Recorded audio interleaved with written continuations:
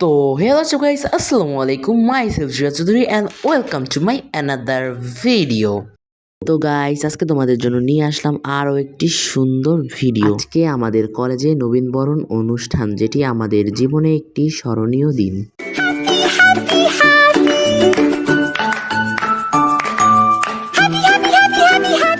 যাই হোক গাইস, বেশি কথা না বলে ভিডিওটা শুরু করা যাক। তো গাইস, দীর্ঘ অনেক দিন পর তোমাদের জন্য আরো একটি সুন্দর নতুন একটা ভিডিও নিয়ে চলে আসলাম।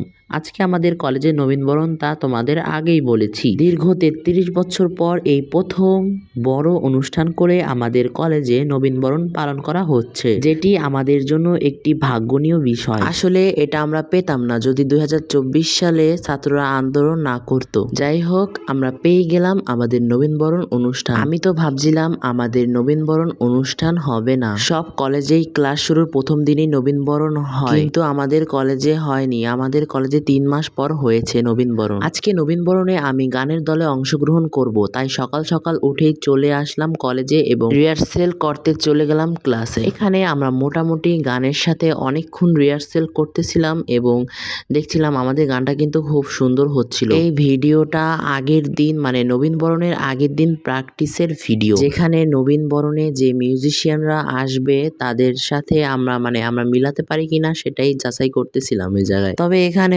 অনেকক্ষণ রিহার্সেল করলাম, প্রায় 3-4 দিন আমরা রিহার্সেল করেছি। বেশি দিন হয়নি, মানে আমাদের নবীনবরণের প্ল্যানটা হয়েছে 1 সপ্তাহ ধরে। তার প্ল্যানে এত বড় একটা নবীনবরণ অনুষ্ঠান, এটা অকল্পনীয়। আমাদের নতুন প্রিন্সিপাল এসেছে, সেই অসম্ভবকে সম্ভব করেছে। যাই হোক, তাকে অসংখ্য ধন্যবাদ জানাই আমাদের ছাত্রদের এরকম সুন্দর একটা নবীনবরণ উপহার দেওয়ার জন্য। নবীনবরণের সকালে আমি খুব সকালেই চলে এসেছি, কারণ আমার একটু পরেই রিহার্সেল রয়েছে। এই জায়গায় প্যান্ডেলে এখন তৈরি কোনো ছাত্রছাত্রী আসেনি, অনেক সকালে এসেছে তো, তাই দেখলাম তারা বক্স সেট আপ করছে। ভাই, এখানে আবার বক্স কি বক্স? যাই হোক, তোমাদের সাথে একটু মজা করলাম। তারপর দেখো, এই যে আমরা পুরো গানের দল, এরা কিন্তু সবাই মিলে গান গাবো আজকে আমরা সবাই শিল্পী হয়ে গেলাম। যাই হোক, আমরা তারপর প্যান্ডেলে চলে আসলাম। প্যান্ডেলে এসে দেখি, ও মা, এ তো পুরো ভরে গিয়েছে মেয়েদের গুতাগুতিতে। বলেন কি? যাই হোক, আমরা চলে আসলাম স্টেজের পাশে, দেখলাম মোটামুটি সবাই চলে এসেছে। যাই হোক, দেখো এই পাশে কিন্তু আমাদের নবীনবরণের স্টেজটা খুব সুন্দর করে সাজিয়েছে, যেটি দেখতে খুব আকর্ষণীয়। তারপর আমরা প্যান্ডেলের ভিতরে এসে বসে পড়লাম। বসে দেখতে পেলাম সবার হাতে একটি রজনীগন্ধা এবং গোলাপ। বললাম, তোমরা এটা কোথায় পেলে? বলল যে এটা ঘেটের ধারে বড় ভাইয়ারা দিচ্ছে। আমি খুব সকাল আসাতে এই গোলাপ ফুল আর এই রজনীগন্ধাটা পেলাম না। যাক, তাতে কিছু হবে না। আমি আসার পরেই দেখলাম মেয়েদের হাতেই বেশি গোলাপ ফুল আর রজনীগন্ধা। বোঝো না এই ব্যাপারটা? যাই হোক, আন্দাজ করতে পারলাম কেন বেশিরভাগ মেয়েদের হাতেই গোলাপ ফুল এবং রজনীগন্ধা। ছেলেদের মধ্যে শুধু হাতে গোনা কয়েকজনের মধ্যে ফুল ছিল, এছাড়া সব ফুলগুলো মেয়েদের কাছেই ছিল। আবার শুনতে পারলাম যে মেয়েদের একটা করে কলমও দিয়েছে। বাবা, আচ্ছা যাই হোক, ওদের যা দিচ্ছে দেখ, তাতে আমাদের কি? আমরা এখানে বসে থাকি, আমাদের নবীনবরণের ফুল একটু পরেই চলে আসবে। এখানে দেখো, আমাদের অনুষ্ঠানটি কিন্তু অলরেডি শুরু হয়ে গিয়েছে। যাই হোক, এখানে আগেই বলে নি, পুরো ব্যবস্থাপনা সহযোগিতা করছে আমাদের কলেজের রোভার স্কাউট এবং বিএনসিসি গ্রুপ। যাই হোক, এখানে কিন্তু এই দুটির মধ্যে আমিও কিন্তু একটিতে জয়েনরত রয়েছি, যেটি বিএনসিসি গ্রুপ। আজকে আমার পারফরমেন্স রয়েছে বলে আমি কিন্তু এখানে ডিউটিতে জয়েন করতে পারিনি, তার জন্য এখানে আমি বসে রয়েছি এবং তারা সবাই এখানে জয়েন করেছে ডিউটিতে। তারপর দেখুন, এখানে কিন্তু এখনো অনেক চেয়ার ফাঁকা, মানে এখনো অনেকে আসেনি, হয়তো তাদের আজকে প্রাইভেট আছে। মানে প্রাইভেটের কারণে সকালে যেহেতু বেশিরভাগই ছাত্রছাত্রীদের প্রাইভেট থাকে, তার কারণে তারা প্রাইভেট পড়ে তারপর আসে। আমারও কিন্তু আজকে সকাল 8টার সময় প্রাইভেট ছিল, বাট আমার রিহার্সেল ছিল দেখে আমি কিন্তু প্রাইভেটে যেতে পারিনি। আমি এখানে কলেজে এসে রিহার্সেল করেছি, তারপর আমি অনুষ্ঠানে জয়েন করেছি। তারপর মঞ্চে উঠে পড়লেন আমাদের নতুন প্রিন্সিপাল স্যার এবং তার সাথে রয়েছে ভাইস প্রিন্সিপাল এবং মাদারীপুর সরকারি মহিলা কলেজের প্রিন্সিপাল রিনা রানী বৈদ্য। আরও উপস্থিত ছিলেন সম্মানিত শিক্ষক বিন্দু। যাই হোক, তাদের সুন্দর করে ফুল দিয়ে বরণ করার পর তারপর আমাদের অনুষ্ঠান শুরু হলো। অনুষ্ঠান তো শুরু হয়েছে আগেই, শুধু বাকি রয়েছে তাদের ফুল দিয়ে বরণ করা। ফুল দিয়ে বরণ করার ভিডিওটা আমি এখানে স্কিপ করলাম, কারণ এত সব ডিটেলসে দেখানোর দরকার নাই। এই বরণ করার সাথে সাথে সবাই সম্মান জানালো দাঁড়িয়ে আমাদের শিক্ষক বিন্দুকে এবং এভাবেই অনুষ্ঠানের প্রথম কার্যকলাপটা শেষ। শিক্ষক বিন্দুরা অনুষ্ঠানটিকে ভাগ করেছে দুটি ভাগে এবং আমি ভাগ করেছি অনুষ্ঠানটি তিনটি ভাগে। আমার প্রথম ভাগে রয়েছে সবাইকে ফুল দিয়ে বরণ করা। স্যারেদের ফুল দিয়ে বরণ করা হয়ে গেলেও আমাদের কিন্তু এখনো ফুল দিয়ে বরণ করা হয়নি, যেহেতু আগেই গেটের কাছে অনেক বড় ভাইয়ারা ফুল দিয়েছে, শুধু মেয়েদের, ছেলেদের হয়তো হাতে গোনা কয়জনকে। তারপর দেখলাম আমাদের বরণ করার জন্য ফুল এসে পড়েছে এবং আমাদের ভেতর থেকেই কয়েকজন নবীনকে স্টেজে ডেকে নিয়েছে তাদের বরণ করার জন্য। একটু পরে হয়তো আমাদের হাতে হাতে সব ফুলগুলো চলে আসবে, তোমাদের দেখাবানি একটু পরেই। যাই হোক, দেখতে দেখতে এখানে আমাদের ফুলগুলাও চলে এসেছে। এখানে ফুলগুলো নিতে গিয়ে একজন যুদ্ধ বাজিয়ে দিয়েছে, তোমরা দেখতেই পাচ্ছ। এখানে কলেজের সহকারী সংস্থা রোভাইস্কাউট তারা সবাই হাতে ফুলগুলো দিয়ে দিচ্ছে। ওই পাশে দেখলাম আবার বিএনসিসি ক্যাডেটরা ওই পাশে ফুলগুলো দিচ্ছে। অধিক যুদ্ধ এবং অপেক্ষার পর আমাদের কাছে ফুলগুলা চলে আসলো এবং আমি তার সাথে যুদ্ধ করে ফুলটাকে থাবিয়ে নিয়ে আসলাম। তার থেকে নিয়ে এসে দেখলাম ফুলটার মান তত একটা ভালো না। যাই হোক, একটা তো পেয়েছি। এখানে আবার মনে মনে ভাবতে লাগলাম ওই মেয়েগুলোই তো ভালো ফুলগুলো পেয়েছে, একটা গোলাপ, একটি রজনীগন্ধা। যাই হোক, এখানে আমরা আমাদের স্যারেরা স্টেজে উঠে বক্তব্য দিচ্ছে, আমাদের বিভিন্ন জ্ঞানমূলক কথা বলছে, তাদের লক্ষ্য এবং উদ্দেশ্য সম্পর্কে বিভিন্ন ধরনের সুন্দর সুন্দর কথা বলল, যেটি শুনে আমরা ভীষণ অনুপ্রাণিত হয়েছি। এখানে হঠাৎ ছাড়ে বলে উঠলো, সবাই হাত উঁচু করে ফুলগুলো নাড়াও। দেখো সবাই কি সুন্দর করে ফুলগুলো নাড়াচ্ছে। চলো গাইজ, গানের তালে তালে দেখে আসি।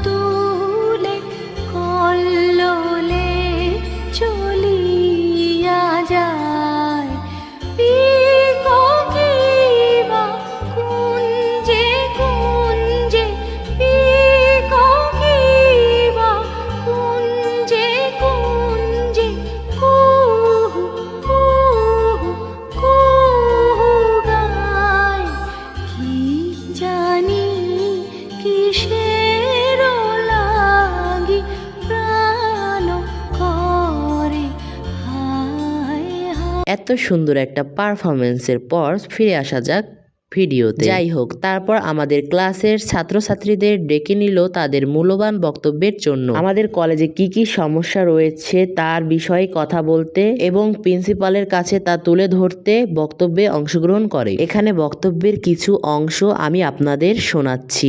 দীর্ঘ 5 বছরের মাধ্যমিক জীবন শেষ করে উচ্চ মাধ্যমিকে প্রবেশ করে, তখন তার মধ্যে মিশ্র অনুভূতি দেখা যায়। কিছুটা ভয়, কিছুটা শঙ্কা, আবার নতুন পরিবেশ যেহেতু, তো এক্সাইটমেন্ট কাজ করে।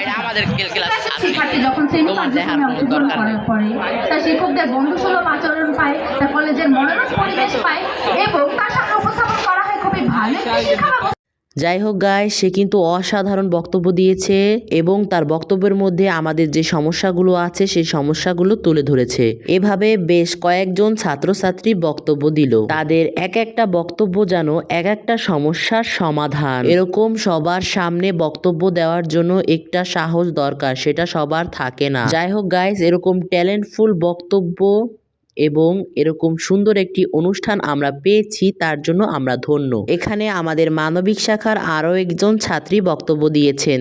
স্বনামধন্য শিক্ষা প্রতিষ্ঠানে আমরা আমাদের নতুন শিক্ষা জীবন শুরু করেছি।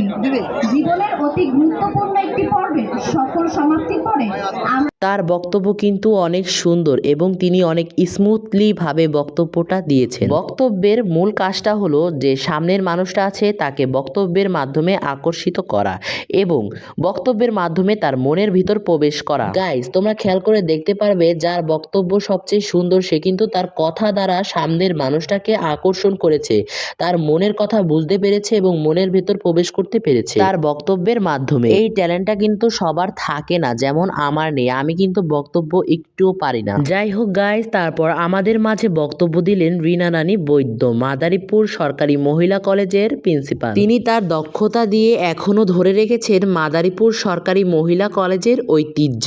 তা যারা মহিলা কলেজে পড়ে তারাই একমাত্র জানে। এখানে আমাদের প্রিন্সিপাল স্যারও তার কথা বলেছিলেন যে কিভাবে সে দক্ষতা দিয়ে মাদারীপুর সরকারি মহিলা কলেজটাকে এতদিন ধরে আগলে রেখেছেন, তার ঐতিহ্য। যাই হোক, তারপর স্টেজে প্রিন্সিপাল স্যারে অনেকক্ষণ বক্তব্য দিলেন, আমাদের অনেক মূল্যবান কথা বললেন এবং অনেক নিয়ম কানুনও জানিয়ে দিলেন। বর্তমানে সরকার পরিবর্তন হওয়ায় মাদারীপুর সরকারি কলেজের অনেক নিয়ম চেঞ্জ হয়েছে, যেটি ছাত্রছাত্রীদের জন্য একটি ভালো লক্ষণ। তিনি বলেছেন 60% এর নিচে উপস্থিত না থাকলে পরীক্ষাতে বসতে পারবে না এবং তিনি আমাদের অনেক সুবিধার কথাও বলেছেন। বক্তব্যে স্টুডেন্টরা যেসব সমস্যার কথা বলেছেন সেসব সমাধানেরও চেষ্টা করবেন ইনশাল্লাহ, সেটাও বলেছেন। যাই হোক গাইস, এখানে প্রিন্সিপাল স্যার কিন্তু অনেকক্ষণ প্রায় 1.5 ঘন্টা যাবত বক্তব্য দিয়েছেন। 1.5 ঘন্টা না কয় ঘন্টা হবে জানি না, কিন্তু মনে হলো প্রায় অনেক সময় ধরেই দিয়েছে। তার বক্তব্যেও এক প্রকার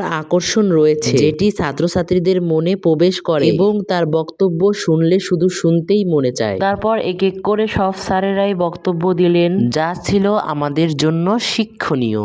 বক্তব্যটা শিক্ষণীয় হলেও বক্তব্যটা কিন্তু শুনতে ভালো লাগে না কেউই। এখানে আমরা বক্তব্য না শুনে অনেক মজা করলাম, মানে বক্তব্য তখন মোটামুটি শেষ পর্যায়ে। বক্তব্য বেশি শুনলে মাথা মুথা ব্যথা করে এমনি, আর অনেকক্ষণ শুনলাম। বক্তব্য শোনার পর গান শোনা যাক।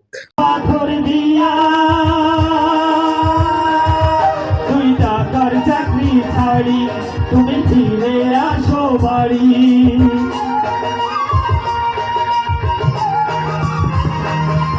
তুই টাকার চাকরি ছাড়ি, তুমি ফিরে আসো বাড়ি।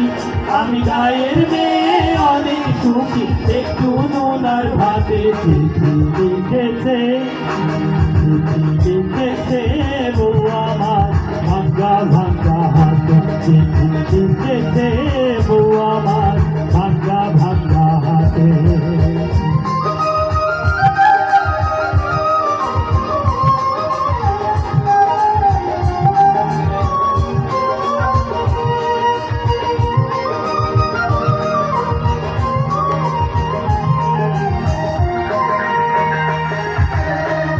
যা গাইস, অনেকক্ষণ বক্তব্য শোনার পর ছাত্রছাত্রীরা সবাই মনোযোগ দিয়ে গান শুনছেন। একটু পরে আমারও পারফরমেন্স রয়েছে গ্রুপে। এখানে কিন্তু আমাদের স্যার ও ম্যাম খুব সুন্দর গান গাচ্ছেন, তাদের গলায় কিন্তু খুব সুন্দর মানিয়েছে। আরেকটা কথা গাইস, আমাদের স্যারের কিন্তু বউ নেই, কিন্তু তিনি বউ নিয়ে গান গাচ্ছেন। আসলে এটা আমাদের ছাত্রছাত্রীদেরই ডিমান্ড, তিনি বউ নিয়ে গান গাবেন, তার জন্য আমরাই ঠিক করে দিয়েছি। তারপর আমাদের পারফরমেন্সও চলে আসলো। আমি কিন্তু এখানে ঝুনঝুনি না কি বলে ওইটা বাজাচ্ছি। ওইটা বাজানোর ফলে আমার হাতে মাইক থাকে, যার কারণে গানটা অতটাও ভালো হয়। এখানে ছেলেদের হাতে যে মাইক্রোফোনটা ছিল সেই মাইক্রোফোনের সাউন্ড চলে গিয়েছিল মাঝখানে। চলো তোমাদের কিছুটা শোনাই।